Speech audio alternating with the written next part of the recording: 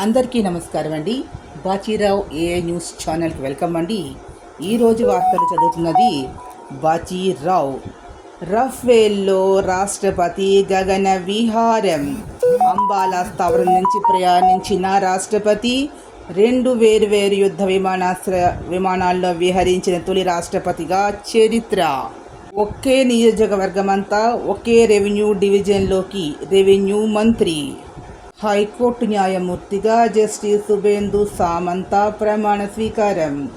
Triple-P విధానంలో వైద్య కళాశాలలపై జోక్యానికి high court మరోసారి నిరాకరణ. మొంధా తుఫాను ముంచేసింది.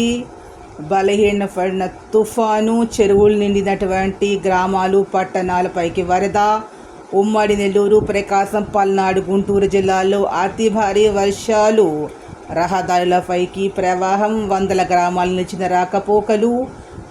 పలు రేవులకు 3వ నెంబర్ ప్రమాద హెచ్చరిక. నేడు ఉత్తరాంధ్రకు భారీ వర్ష సూచన.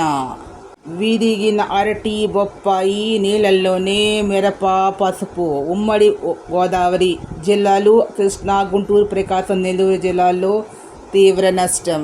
అమరావతిలో ఎలాంటి శిక్షణ కేంద్రం. తుఫాను బాధితులకు 25 కిలోల చొప్పున బియ్యం, నిత్యావసరాలు. మత్స్యకారులకు 50 కిలోల చొప్పున. తుఫానుకు ధ్వంసమైన రహదారులు 4576 కిలోమీటర్ల పైనే. ఉత్పత్తిలో భారత్ సరికొత్త రికార్డ్.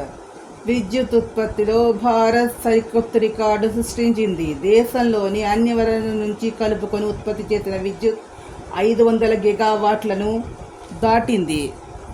ఈ రకమైన విద్యుత్ ఉత్పత్తిలో పునరుత్పాదక జల అణు విద్యుత్ వాటా 256.09 గిగావాట్లు అనగా 50% ఉండగా, శిలాజవనం నుంచి ఉత్పత్తి అయిన విద్యుత్ వాటా 244.80 గిగావాట్ల 49%గా ఉంది. పునరుత్పాదకం నుంచి ఉత్పత్తి అయ్యే దాంట్లో సౌర విద్యుత్ 127.33 గిగావాట్లుగా, పవన విద్యుత్ 52.12 గిగావాట్లుగా ఉన్నది. బెంగళూరులో డ్రైవర్ రహిత కారు. అమెరికాలోని వైమో సంస్థ డ్రైవర్ రహిత కార్లను ట్యాక్సీలుగా నడుపుతున్నట్లే బెంగళూరు నగరంలో ఆర్వీ ఇంజనీరింగ్ కళాశాల విద్యార్థి డ్రైవర్ అవసరం లేని కారు తయారీని చేపట్టారు. ఈ నిరంతరం చూస్తూ ఉండండి. లేటెస్ట్ అప్డేట్స్ కోసం Bachirao AI news channel. Please subscribe my channel. Thank you to all.